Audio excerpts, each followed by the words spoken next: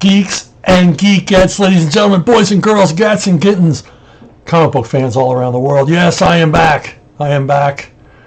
A week and a half late, but I'm back with another episode of Ask Chuck Dixon. Sorry for the absence, but I have a good reason. I have a note from my mom. Anyway, it's another episode of Ask Chuck Dixon where you get to ask me, an accomplished comic book writer of many years, world famous, stopped on the street and asked for my autograph and selfies all the time. And if you believe that, you'll believe anything I tell you. Anyway, you get to ask me about what I do for a living. What I do for a living is I write comic books. So there you go. Now, why didn't I do a show this week, and why did it take so long this week? My apologies. Last week I was a couple of days at CGC down in Sarasota and signing copies of The Horseman #1. So, these are going to be slabbed and graded and all that good stuff. So if you ordered them through Ripaverse, they're on the way. I signed a bunch of them, a whole bunch of Horsemen, just for you. Maybe I signed yours. In addition to that, further delays were caused when I bought a new computer, and you know how that is. You take the old one out, you switch over to the new one, and everything's changed, and nothing's where it should be. And oh my gosh, I should have transferred this, and I needed to download that, and I need to update this, and my printer's not working quite right, and I can't find the scanner downloads, and blah, blah, blah, blah, blah, blah, blah. So, I'm still recovering from that. And of course, it made it near impossible to create one of these videos because everything had changed with the new computer. It's like waking up in a strange house. You don't know where the bathroom is, you don't know where the kitchen is, you don't know what floor you're on. So there you go. But I'm back in action, and we'll continue on. And here's the first question. Mr. Entertainment wants to know, name your favorite 70s Charles Bronson movies from this list. I have to use your list? The list is Chados Land, The Mechanic, The Stone Killer, Death Wish, Mr. Majestic, Hard Times. Okay. Number one, Chados Land. I vividly remember seeing all of these, the ones you listed, and at our local grindhouse, the Eric Terminal, the infamous Eric Terminal. I remember seeing Chados Land. I might have seen it on a double bill with Hang 'em High. I'm not sure. Anyway, I love this movie. It's Bronson as an Apache Indian. Bronson's one of those guys. He's like Vin Diesel, Anthony Quinn. It's like they're acceptable as almost anything. Because Bronson looked the way he looked, it was like, yeah, he was okay as an Apache Indian. I believe that. Maybe half Mexican, even though he was Polish. He could pull it off. And he doesn't have a lot of lines in this movie and everything else, but it's a really intense Western. If you've never seen it. Basically a bunch of guys, push Bronson around. Never a good idea. He kills one or two of them. I can't remember which. I got to rewatch this one. I rewatch this one pretty frequently. And he's an Apache Indian, and he knows he's in trouble with the white man for killing two white men. So he vanishes into the desert, and they send a posse out to kill him. And it's Richard Basehart and Jack Palance and a bunch of other Western character actors, and they pursue Chado into Chados Land. And the slugline for the movie was, what Chados Land doesn't kill, Chado will. And basically, they're too late to realize that Chado is not running from them. He is leading them into the terrain that he knows best. So he can lay one ambush after another, and take them down Apache style. Really good 70s mean Western. I love a 70s mean Western. Next on my list would be Mr. Majestic, screenplay by Elmore Leonard. Simple I love a simple story, well told. And this is just Bronson is a melon grower out in California, and he hires a lot of well, they didn't call them illegal immigrants at the time. They were just migrant workers. Anyway, he's growing melons, and all he cares is, stay away from my melons. That's his only interest is in getting the crop in. But he runs into trouble, and he basically runs into trouble with the law. Ends up in the same jail cell and escaping with this mafia guy. And then it's all just car chases and shootouts and tough guy stuff all throughout. It's just again, I saw this at the Eric Terminal. It's just a great grindhouse kind of action film, and I like it. Some fun dialogue, and Bronson in peak form. The mechanic, terrific. He's a killer for hire. He'll find 600 different ways to kill you, or well, this says he has 100 ways. But it's Bronson. You never know how many ways Bronson has to kill you. And he's basically Jan Michael Vincent is his apprentice. He's teaching Jan Michael Vincent the ropes of the killing for hire business, and that leads to trouble. So those would be my 3 off your list. Now I will add one that wasn't on your list: Breakout. Breakout is a movie that was basically one of those rip screaming from the headlines movies, because in reality, in real life, a guy escaped from a Mexican prison. This wealthy, gringo or gabacho escaped from, I don't know what the difference between the two is. He escapes from this Mexican prison by, paying for a helicopter to drop down the prison yard and carry him away. And this is kind of a loose, not really wedded to the truth retelling of that, with Bronson as a dude who, he owns an airplane. He doesn't know how to fly a helicopter. But he's willing to try.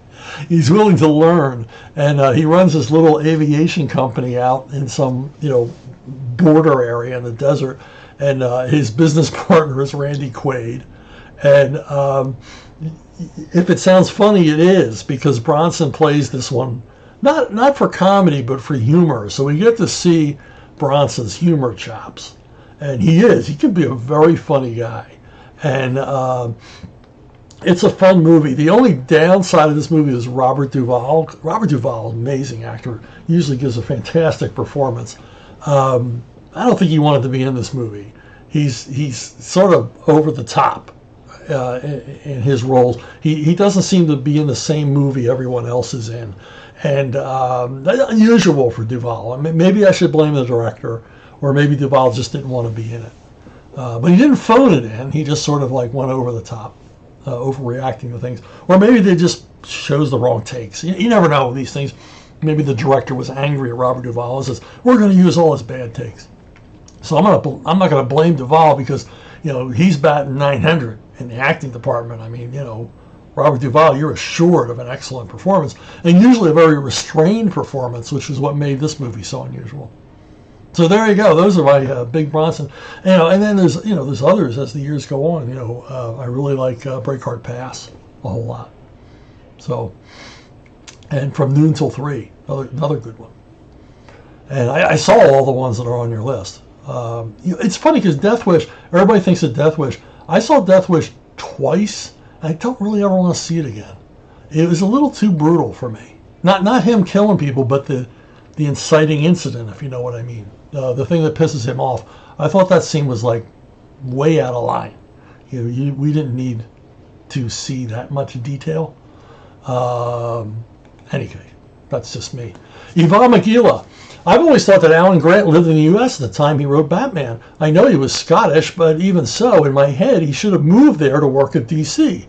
But recently, probably here at Ask Chuck Dixon, I hear that he never left Britain. So I know your job was not related directly to his, except on Bat Summits, I believe. But how was your relations with him? I'm asking more personal, considering he's living there. Hey, Alan, can you bring me some 2000 AD issues this next Bat Summit or so? Now, I never asked Alan to bring me any 2000 ADs. He might have if I asked. Nice guy, super nice guy. But he lived in I don't know exactly where. I think he actually lived in Scotland. And for a long time, what he told us was he bought a desanctified church, and it was almost 1,000 years old. And he was living in it, and his office was up in the choir loft. And he lived, because I remember talking to him, and I had just bought a farm, part of a farm, 5 acres, and we put a house on it, but it had a barn on it that had been built in 1790. It was a stone barn, and I was telling him about it, and I remember him saying, "There's nothing really old in America." He didn't consider 1790 old. So he owned this, this desanctified medieval church, and he owned the cemetery, the graveyard around it, and he would go out there with metal detector and find all kinds of stuff. And he was always hoping that he would find the Viking horde, the place where they hid their wealth when the Vikings or whoever showed up. At this point, the Normans, the Angles, whoever, 900 years old, and this is in the 1990s, 900 years old. Everybody was invading at that time. So he never found it, as far as I know, or maybe he did and he kept it to himself. Because when you find stuff like that, you don't broadcast it. But he found a lot of really cool stuff. Spear points and horseshoes and goblets and stuff like that. But super cool guy. But no, he didn't. He never lived in the United States, and he didn't have to live in D.C. I mean, back in the 90s, it was FedEx, and eventually you were emailing your scripts in, so you didn't have to live in the U.S. But I will say this: every time Alan came to a Bat Summit, and when we would have these things once a year or maybe once every 9 months, when he came, he would bring his wife along, and they would make a vacation of it. And he would come here and he would spend like a month or more, a month or 6 weeks in the United States. And what he and his wife would do was they would rent a car and just head off into the hinterlands. And I think it's safe to say that Alan Grant saw more of the United States than I ever saw. He loved the United States. He really did. And he liked traveling around and meeting people. And, he would, travel the back roads, go to the little towns, go to the odd little out-of-the-way places and stay, in inns and, single-owner motels. And, you really want to get a feel for America. And I envy him for that. But he did it every single time. And I always remember the other thing he did that I thought was such a great idea and such a man thing to do is when he packed his clothes, he would never pack underwear or socks. He would just buy them here. And, and when it was time to go back to Scotland, he would just throw them away. I thought, man, that's cool. Because he thought, why would I pack socks and underwear that I can buy anywhere? So, so now you know about Alan Grant's underwear, his guilty secret. But yeah, I never asked him any favors like that. But awesome guy, absolutely awesome guy. Okay, Greg Deedle. I've been liking the Medal of Honor stories you've been writing for AUSA, especially the collaboration with Wayne Van Zant, one of my favorite war comic artists.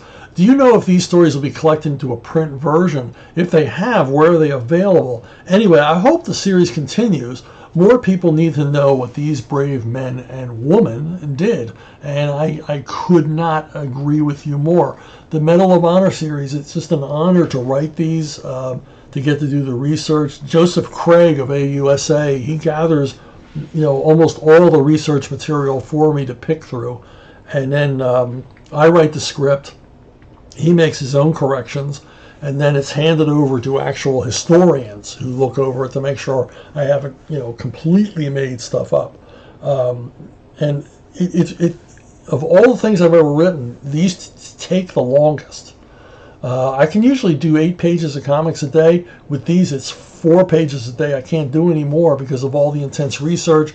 And I like to find the artist all the images. If I ask for something, if I ask for a BAR, if I ask for a Springfield rifle, if I'm mentioning certain kinds of fortifications, I want to find visual reference. I don't want that all to be on the artist. And then Joseph finds more of it. So it has been an honor to work on these, and I say that in past tense because I'm not going to be writing these anymore. I've done, oh my gosh, I don't even know how many I've done. I've done a lot of these. And generally, I would do 4 a year, and then there were 2 specials. I did a Birth of America one and a special story just about Pont de Hoc, the incredible assault at Omaha Beach on D-Day. But I won't be doing any more of these. Joseph is going to. I think at this point Joseph could write them himself. I think I've by this time taught him how to write comics, and I hope he does it. I hope he doesn't hand it over to somebody else because he was a terrific editor.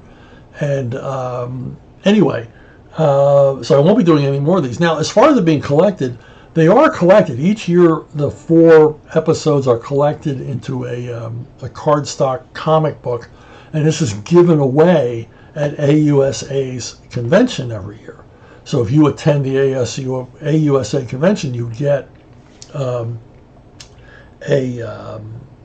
copy of that year's Medal of Honor winners, which was 32 pages. So I have been asking Joseph over and over and over again. I said, you must collect all of these. I mean, they would make a terrific trade paperback at this point. You have to collect all of these for retail and let more and more people read these stories. And these stories are incredible. You can read them all for free online. They just aren't in print for you, the consumer. They're just done as giveaways. But I'm urging him over and over again, make these available for retail because these are really good stories, and they really are.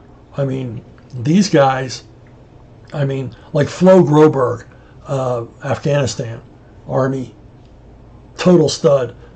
He signed a copy of the one I wrote for him and wrote a really nice thank you note. And I've gotten thank you notes from some of the families of some of these guys who were awarded posthumously. I mean, just, it's humbling. It's because these guys are freaking amazing. And woman, and the one woman we have, the Civil War nurse that we include in the series. But just absolutely jaw-dropping what these guys could do. The true superheroes. You hold your manhood cheap when you read these stories and read all the details. And I still think constantly of Roy Benavidez. Roy Benavidez was with First Cav in Vietnam, and he volunteered to go help rescue a long-range patrol that was surrounded by NVA and Viet Cong. And he volunteered, even though he had not fully recovered from really horrific wounds he had gotten the months before. Volunteered, and he got a whole bunch more horrific wounds. I mean, this in this one day, rescuing guys, just basically dragging them to the helicopters. He got stabbed, blown up, shot. I mean, he was shot like 9 times, shrapnel, bayonet wounds, a concussion from being hit over the head by a Viet Cong with a rifle butt. And this guy kept going and going and going. He dragged so many guys to a helicopter from medevac that without even knowing it, he dragged 3 wounded VC to the helicopters. He says anybody he saw wounded, he dragged. And this guy lived through this, and he lived, quite a long time given the extraordinary number of wounds he got. And if you ever look up Roy Benavidez, he would go on speaking tours and talk about what he had done to the public and to other soldiers. And there's videos on YouTube, and you really need to see this guy tell his story. Just amazing stuff. So anyway, yeah, I could talk all day about the Medal of Honor series. Sadly, I won't be doing any more of them, but I did a whole bunch, and I got to do the 2 that I really wanted to do, which was Audie Murphy and Tom Custer. So there you go. And I will continue. I'm in continuing communication with Joseph, and I will continue to pester him to get these published in retail, even if I have to arrange with a publisher. I know a few guys who would publish these in a heartbeat. Mr. Entertainment, again, you should get a twin spin, but as I said, I got a new computer and I'm not really up to speed on the twin spins, but you get one. You get one. In our minds, you got a fabulous twin spin. Anyway, Mr. Entertainment says, were you big into the Walking Dead comics or TV show, or was it too grim for your taste? Yeah, I read about, I think I read half the comics, and I watched the TV show until it got stupid. I basically watched the TV show until the season after Negan, the character Negan, was introduced. And the show made no sense to me after that. And then I kept watching, hoping it would improve. It didn't. And then it got really boring. It's like they forgot that this is like a zombie apocalypse thriller story, and they seem to think it was some sort of group therapy session each week, as each character would talk about their traumatic experiences of the first few seasons. And it's like, yeah, I know, we were there with you, we saw all that stuff, and they would all, pair off with another character to basically talk about their trauma, and it was scene after scene after scene of them just yapping in the woods or yapping in the chapel or whatever. And I made it halfway through a season and never went back. I said, this is like work watching this show. I've never seen a show come off the rails like this one did. I don't know if everybody else feels that way, but I mean, they had lightning in a bottle the first few seasons, and they just sort of let it all go to hell. I mean, I understand there's like a spinning moral compass on the show, and a lot of great stories have that, the things they had to do to survive and everything else, and I was all, into that aspect of it. But then they just sort of lost it. Why would you let this Negan guy, why would you think he was redeemable? Why would you allow him to continue living? You've killed other people for less. And did they expect the viewers to forgive this character for what he had done? I don't get it. I really don't get it. The show needed Jesus, is what it needed.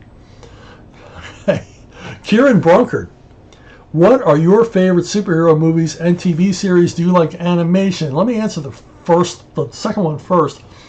Yeah, I like animation. I grew up on cartoons, and I don't watch a lot of anime. I mean, recently I watched The Wind Rises, Ghibli Studios production about the guy who basically invented the Japanese Zero, and I really enjoyed that and everything else.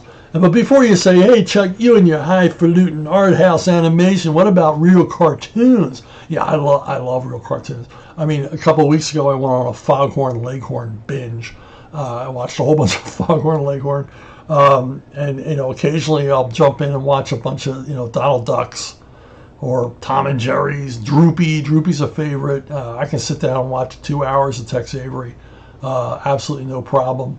And but I think recently the last animated series I watched with any kind of regularity was The Venture Brothers. I really like that. I usually was not into that Adult Swim stuff. I didn't watch any of the rest of it, but I really dug The Venture Brothers, and I watched all that. Everybody keeps telling me about Primal, and I do have the first 2 seasons of Primal on Blu-ray. I just got to get around to watching it.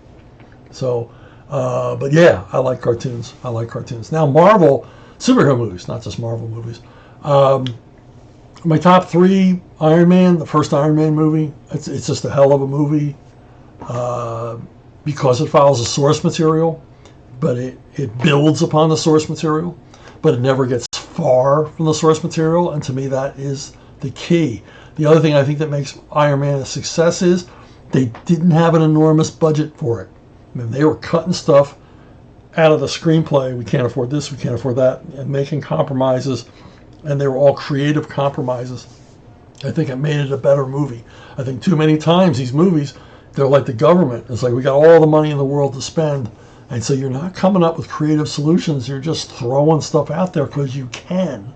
Not thinking, should we do this? just because we can. No, you shouldn't. And the writing is the same thing. Should we make a joke here? We could make a joke here. No, please restrain yourself with your hokey jokey jokes.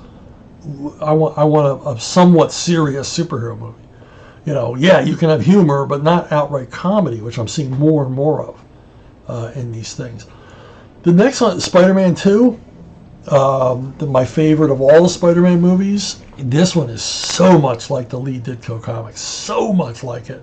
So many great scenes basically recreated, and Alfred Molina is just perfection as Dr. Octopus. You think about it, Dr. Octopus, completely ludicrous character, but Molina sells you on this character. You completely believe it. And just a really terrific movie, and it has all of the angst and all of the things that made Spider-Man great in those first few years of the comic strip. And like I said, perfectly recreating so many of the classic scenes. Sam Raimi was very much enamored of the source material here. Now, another superhero movie, this may be coming out of left field, but I really like Kick-Ass. I don't know how accurate it is to the comic because I never read the comic. I imagine, knowing Mark Millar's work, that it's pretty damn accurate. And I just really like it. If I believed in guilty pleasures, this would be a guilty pleasure. But this movie's so much, goofy fun, and stylistically so perfect, and it's just a seamless superhero story, even though it's largely parody. But it also works as a superhero story. And who doesn't like Hit Girl? I mean, she's just it's just amazing. This homicidal little girl taking down all these gangsters. And it's violent and bloody, and I love the music. I just love the music. It's just crazy time. Now, as far as superhero TV shows, Greatest American Hero. There's nothing beat this show because the creators of this show, because they didn't have any source material, they were basically just making a superhero movie, just using the concept of a guy with superpowers and a costume and a cape and all the rest, and then having a lot of fun with it, and doing a lot of what the early Superman writers did, which is like coming up with these imponderables, like, well, what about this and what about that? And I always liked the fact that he never got over his fear of height, that he never knew all of the powers he had. Powers would come and go. He didn't know how to bring them about. I don't think it's any secret that Greatest American Hero is a big influence on Anthony Gonzalez Clark and my Sister Suprema. But yeah, it was a fun series. It was smartly written. It had fun with the superhero genre without demeaning it, without ever saying this is stupid or this is silly. It was very earnest. They took the work seriously, even though there's an awful lot of humor in the show. But they never openly mock Ralph. They never make him look the fool. Bill Maxwell, the Robert Culp character, he was there as the comic relief on the show. But just good stuff. And there's an episode, Operation Spoilsport, they should remake as a feature film. There was like a movie's worth of story in an hour-long TV show. Or they should have at least made it a two-parter. It's a great episode. Kieran Brunkert, again, you get a twin spin. I've already explained the technical difficulties here, but it's in the mail. I finished reading the Batman Family Year One box set. I was wondering, how do you redefine and reboot a character, especially an iconic one? What are the rules? Generally, I think the rules are, stay true to the character. As a writer, if you're handed characters, this isn't just to do year ones, but this is just, if you're handed, if they say, look, you're going to be the new writer on Cats and Potato Salad, starting with issue 19.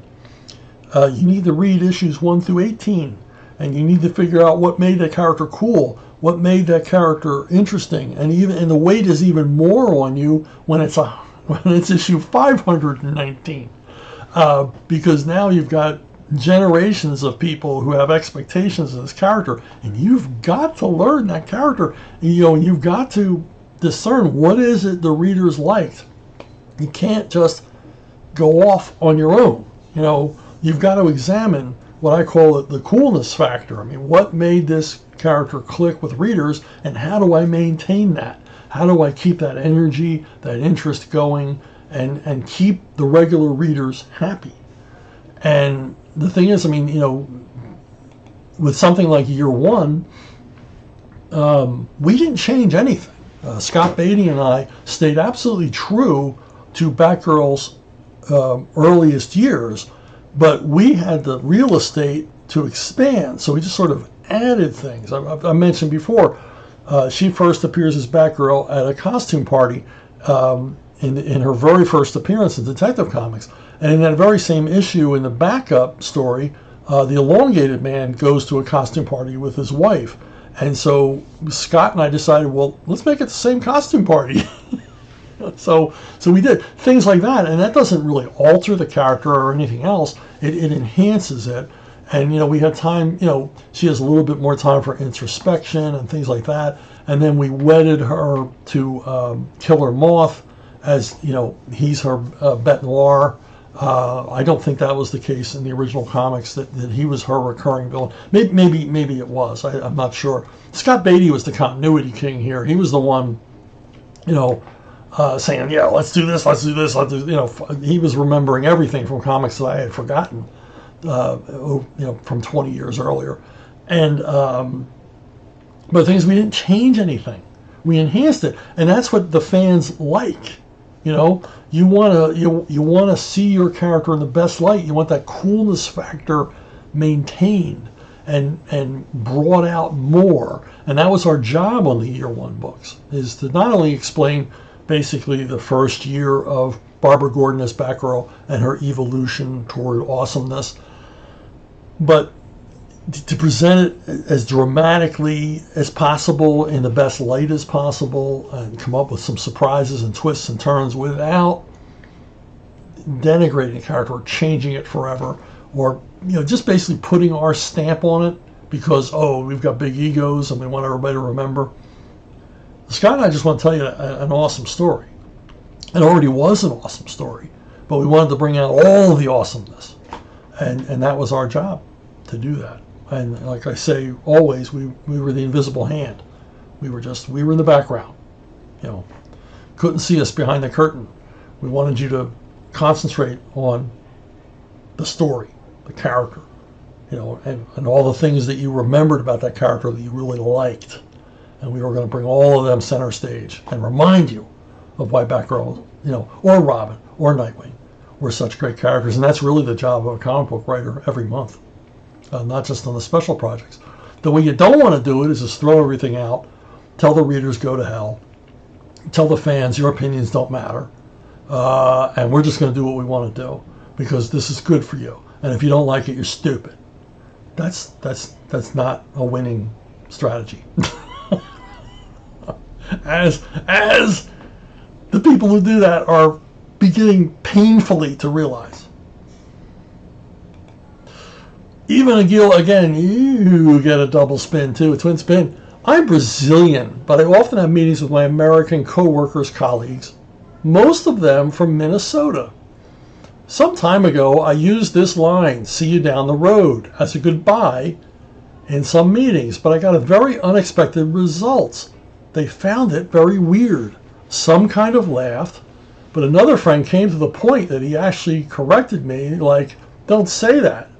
Say "see you later" or "see you next week." So is "I'll see you down the road" a Philly expression or a Floridian expression?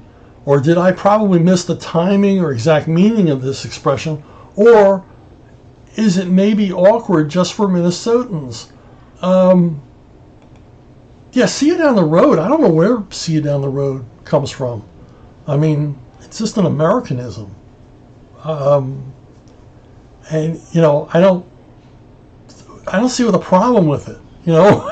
It's like if you said "see you later, alligator," would they be thinking that you were wishing they would be consumed by alligators? I mean, in a wild crocodile, could you use that and not terrify them? I don't think this has anything at all to do with you being Brazilian. I think it has to do with them being Minnesotans. I think here's the problem.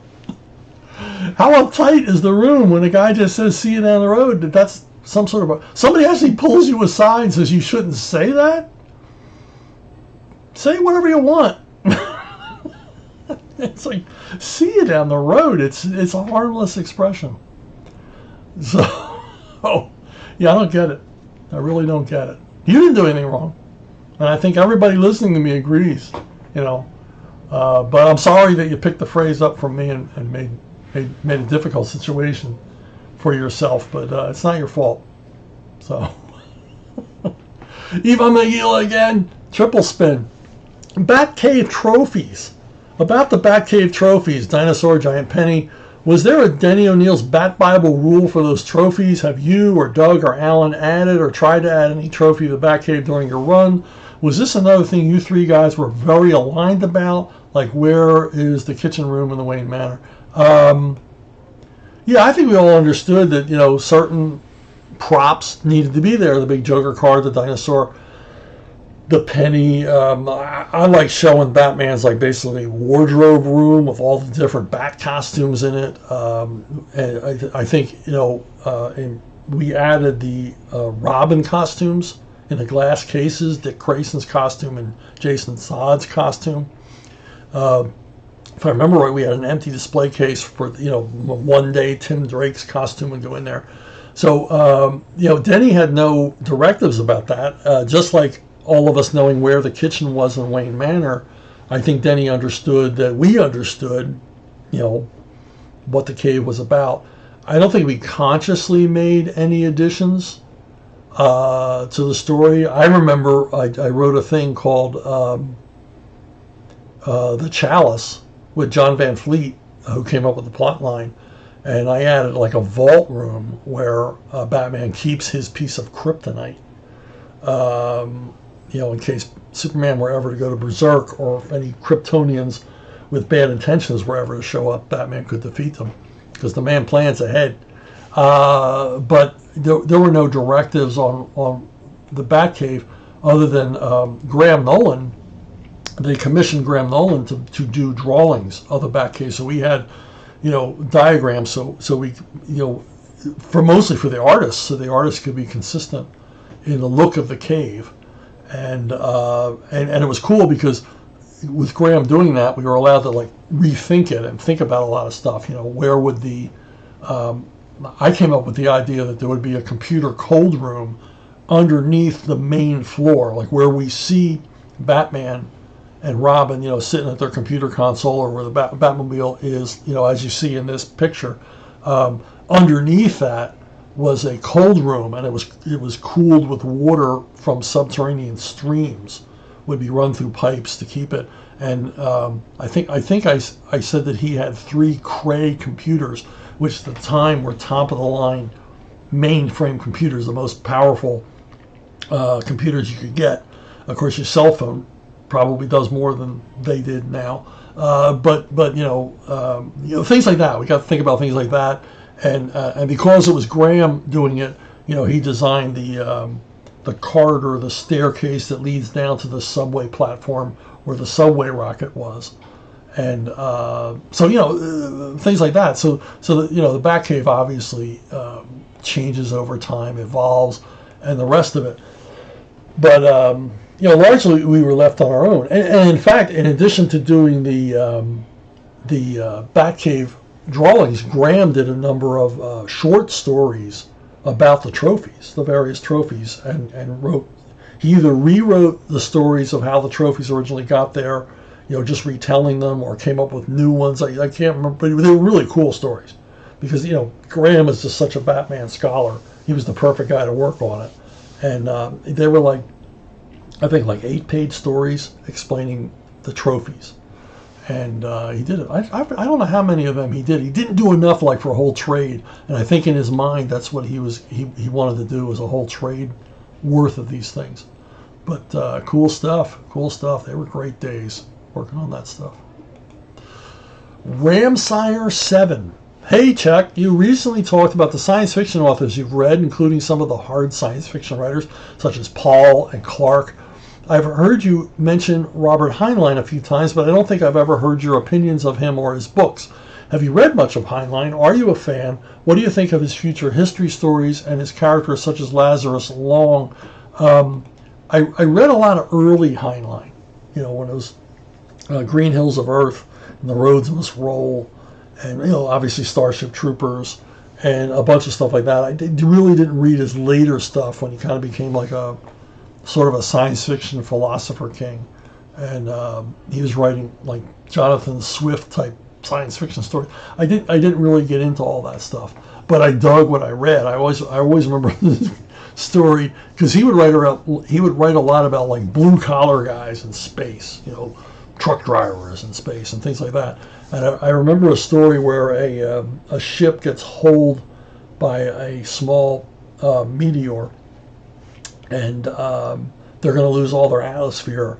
And one of the guys on the spaceship volunteers to put his butt up against the hole and keep the atmosphere from leaking out. That one always stuck with me because that's I found that funny. Of course, I was like 13 when I was reading it, but yeah, I read a lot of his early stuff, and I like his stuff, and he was kind of a controversial figure because of his right-wing politics, but I never had a problem with that, oddly. So yeah, read a whole bunch of early Heinlein. Never read like Stranger in a Strange Land, or I can't even remember all the rest of them. But there you go. Adam Steckel. With the new Superman movie releasing, I've seen some debate about true Superman fans. What would you consider essential reading or viewing for a true Superman fan, besides, of course, Superman the Odyssey? Yeah, I mean, wow. There's a lot of Superman to read. There's a lot of not errors. Well, there's some errors, but eras of the character. And I remember when John Byrne basically rebooted the franchise, I liked it. I liked what he was doing. He was simplifying things because the Superman universe had become so dense. And like a lot of fans at the time, I'm like, yeah, we're going to trim the fat off of the universe. And, John Byrne leads the way. And I was kind of for it, but after a while, I realized it kind of lost the charm for me. The charm of the Superman stories were that they were so crowded with continuity and imponderables and, problem solving and just questions about Superman, and Byrne answered way too many of those questions and kind of took it all away. And I really became disenchanted when he did a story in which Big Barda gets raped, and I'm like, okay, I'm out. And that was the last thing I read of Byrne's run. For me, the best thing when I was actively reading superhero comics as an adolescent was Denny O'Neil's contributions. Not only Superman versus Muhammad Ali, but his sadly brief run on the Superman title, which I really liked. And I've explained this in an earlier video about Denny's run on Superman, and because I got to know the backstory of it, because I would ask Denny questions about that run a lot. And he shared a lot of information about what he was thinking and why he kind of lost interest in it, and which was obvious in the stories. But boy, it started off so cool. And he asked his own questions about Superman that no one had asked before, and attempted to answer them in the stories. So if you ever get a hold of Denny O'Neil's run, it's been collected a couple of times. I think it's called Kryptonite No More, the collection. And it's really worth checking out because it's a true Superman story. He didn't want to write Superman, but he was respectful enough, and then he was like going to put the Denny O'Neil stamp on Superman, but it's a subtle Denny O'Neil stamp. I mean, we write what we write. We can't escape who we are when we write, and Denny couldn't escape when he was writing Superman. And it's interesting. It's an interesting run, but for me, my favorite are the classic stories from late 50s into like 64, 65. I love these stories because they're crazy. They're zany. They come up with bizarre concepts. The guys working on Superman at the time, the editors and the writers, they were really fighting the idea that every Superman story has been told. So they were really reaching, really trying, and they were doing the imponderables, which fascinated me when I was a kid. I remember a story where Clark and Lois have to pretend to be house servants, working for the Daily Planet, and they're investigating this rich guy. And so Clark and Lois get jobs as a butler and a maid. And I remember, Clark has to, he's given the silverware to polish, but he wants to do some investigating. So he quickly uses his super breath and super speed to polish all the silverware in like 3 seconds to buy himself some time to investigate. And things like that when I was a kid, I was like, oh, that's so cool. And, answering questions like, how does he cut his hair? How does he shave? Where did the costume come from? Why doesn't it get ripped? All these different questions that I had, and that the comic would ask and then answer, and then they would come up with the most insane concepts. Jimmy Olsen turns into a gorilla. And it's like, well, what the hell? And the thing about those Superman stories is you had to read them to the end. You had to find out, well, what's going to happen now that Lois has a twin sister she never heard of before. They just come with these zany concepts, probably over 3 martini lunches, but they would, and sometimes the resolutions were, contrived and stupid and everything else. But that doesn't take away from the fact you had to read the whole story. And I've reread a lot of these as an adult, and they had the same effect on me as an adult they had on me as a kid. They're like salted peanuts. It's like I can't stop reading these stories, even though they're silly. But there's a craft here. There's an elegance to this silliness. They're grandly silly, and that's why this is my favorite run. Just unbridled imagination. It's like, who gives a damn? Let's just throw it against the wall. The kids will love it because they're stupid. But some of the stories like Otto Binder and Edmund Hamilton, you can see where they were like, I don't think the kids are that stupid, and they would really put an effort in. There's a guy that was writing in that period, I can't remember his name, but I don't care for his stuff at all, because he was just pulling this stuff out of thin air with no real resolutions. I should find the name and tell you next time. But he wrote a bunch of World's Finest in the late 50s that like really fall flat. But this, I'm off on a tangent, but hey, it's my show. You can ask for your money back. So anyway, that's my favorite era. And of course, then we come to what's called the Triangle era, and I read them. You got led by Mike Carlin, you had Roger Stern, Dan Jurgens, Jerry Ordway, Butch Guice, Ron Frenz. I mean, the list goes on and on of really talented guys who really just, for a decade almost,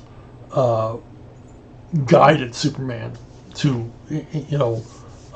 greater popularity than he had in decades. Which, that's heavy lifting. That's heavy lifting on a character that's been around this long, that's this iconic, and they obviously loved the character. They obviously respected the character, and they did a lot.